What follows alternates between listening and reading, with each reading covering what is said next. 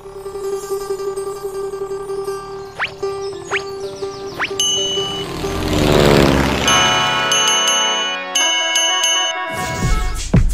บายดีท่านผู้ชมตอนนี้มาอยู่รายการฝรั่งพันลาวมาอยู่กับ JP จึงจักหน่อย15ไปเบิ่งอันเค้กพิเศษของมื้อนี้แม่นไผเนาะไปเลย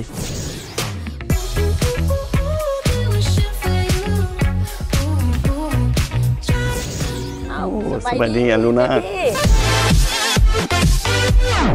จังได๋ดีเจ้าสบายดีบ่เรื่อยๆมีเวลาว่างบ่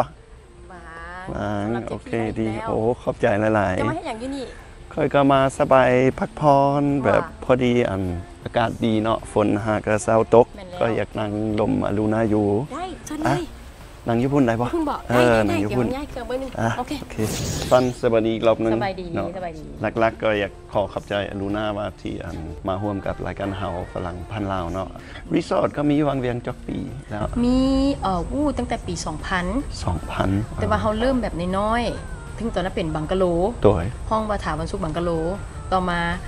รีสอร์ทได้ขยายก็เลยเปลี่ยนเป็นถาวันสุขรีสอร์ทเป็นธุรกิจที่ลูน่าสร้างเองบ่เป็นของพ่อกับแม่เป็นสร้างเนาะและให้เฮาบริหารต่อแล้วเรื่องระหว่างคือเป็นศิลปินเป็นนักร้องแล้วก็เป็นนักธุรกิจมันต่างกันหลายบ่มันก็คล้ายๆกันนะเจพี่คือ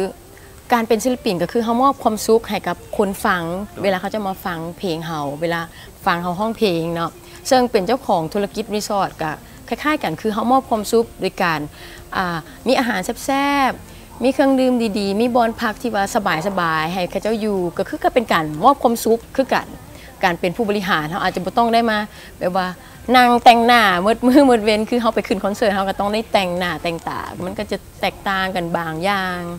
แต่หัวใจหลักๆของมันก็คือการมอบความสุขให้กับคนที่มาหาเฮา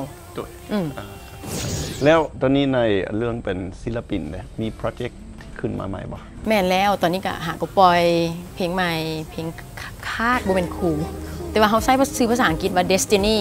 ฉะนั้นก็คาดบ่เป็นครูก็เป็นอีกเพลงนึงที่เขาตั้งใจเขียนมาให้หลายๆคนได้ฟังว่าบ่ต้องไปเสียใจบ่ต้องไปเครียดแค้นหรือว่าน้อยใจเพียงแต่ยอมรับแล้วรู้จักปล่อยวางแล้วมื้อนึงมันก็จะเบานอกจากนั้นก็มีอย่างอีกที่ขึ้นกับวัฒนธรรมลาวโบได้ยินว่าเจ้ากับลังเฮียนดนตรีใหม่เนาะไปเฮียนแขนยากหลายยากมันวันนี้ก็เอามาน้ำแหละสิซ้อนให้ได้บ่ถ้าจะเป้สนใจอยากเฮียนกะพอบอกได้แต่ว่าเขายังบ่เก่งพอที่สามารถไปสอนได้เนาะก็เดี๋ยวเจ้าหน่อยเรียนให้ฟังเรียนซื่อๆก็ได้โอเคอันนี้มันแขนเนาะซึ่งตัวโน้ตต่างๆมันจะมีทั้งสองฝากถ้าเจ้าสังเกตเบิ่งจะมีหูแต่ละหูบ่ล่ะซึ่งมันจะเขียนบอกว่ามันจะเป็นโน้ตใดแดซึ่งตอนนี้เรายังบ่จือกันเลยว่าต้องเขียนตัวหนังสือไว้ทั้งเขียนไว้เนาะแล้วฝั่งนี้ก็จะเป็นตัวโน้ตคือกันเนาะยกตัวอย่างมาซีเนาะซีก็จะแม่นอยู่เบื้องขวานิ้วซีตัวนี้เป็นหูนี้โดยนิ้วขวาเนาะและมีหูนี้ซึ่งเป็นนิ้วโป้งซึ่งเขาจับซีมันก็จะเป็นแบบนิ้วโป้งหุ่มอยู่นี่และนิ้วซี่ก็จะห่มอยู่นี่ร้องเล่นเพลงหนึ่งให้ฟังที่ว่าเขากำลังซ้อมอยู่โดยส่วนตัวมักเพลงสารบัญเตี้ยหลงเนาะ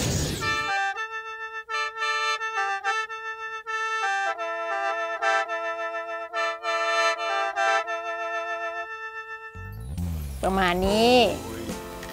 ขอบใจถ้าเขาเฮียนได้อีกเพลงหนึ่งแล้วเขาก็จะไปหาฝรั่งพันลาวอีกแล้วทีนี้ก็จะต้องเฮียนต้องลองซีเนาะขึ้นอย่างนี้ตัวนี้ซีแมนนิวซี่กับนิวโป้อยู่นี่ลองโบว์เบิ่งมื้อนี้ได้คีย์นึงละคีย์นึงแล้วยังเหลือดีแมนเร่แมนละตัวนี้กับฟางนี่นิ้วนางแล้วแมนตัวนี้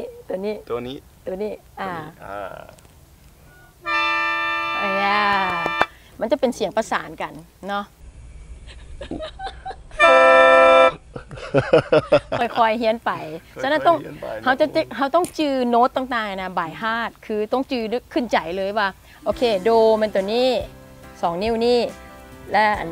เร่แมนตัวนี้กับนิ้วกลางฝั่งนี้เนาะมันก็ถึงว่าบ่ค่อยง่ายเนาะต้องหนึ่งเรื่องเปิ่งนิ้วแล้วก็สองเรื่องหายใจเรื่องการหายใจพลังของปอดเพราะว่ามันเสียงมันจะบริขาดไม่ค่อยม่วนในการฟังเพลงตอนนี้มีไผในหัวใจของอารูนาพิเศษบอแต่ว่าเรื่องความฮักของอารูนามันเป็นจริงใดมีคนฮักบอมีคนที่ล้มกันเนาะมีคนที่ว่าล้มกันแล้วล้มสบายใจแต่ต้องได้ยอมหับเนาะเพราะว่าที่จริงแล้วถามว่าคนครูเขาเจ้าจะมีความสุขแท้ๆบอเขาก็ยังบ่สามารถฮู้ได้นำเขาเจ้าเนาะว่าที่เขาเจ้าอยู่น้ำกันมาโดนๆให้มันย้อนอย่างแท้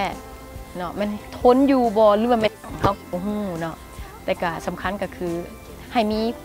น้ำใจน้ำกันแหละคือต้องเข้าใจแล้วก็มีน้ำใจให้กันนะซึ่งอ่านฮู้จักกันต่างแต่ต้นแล้วเดโมนี้ยังได้อ่านฮู้เรื่องแบบที่บ่ค่อยฮู้กับอารูนาเนาะแม่นแล้วค่อยขอขอบใจหลายๆที่มาร่วมกับรายการเฮาเด้อ่านจักหน่อยค่อยกลับบ้านค่อยสิฟังอ่านเพลงเจ้าอีกรอบนึงแล้วเขาสิเข้าใจได้ดีกว่าขอบใจหลายๆขอบใจหลายๆลูนาตัวขอบใจหลายๆ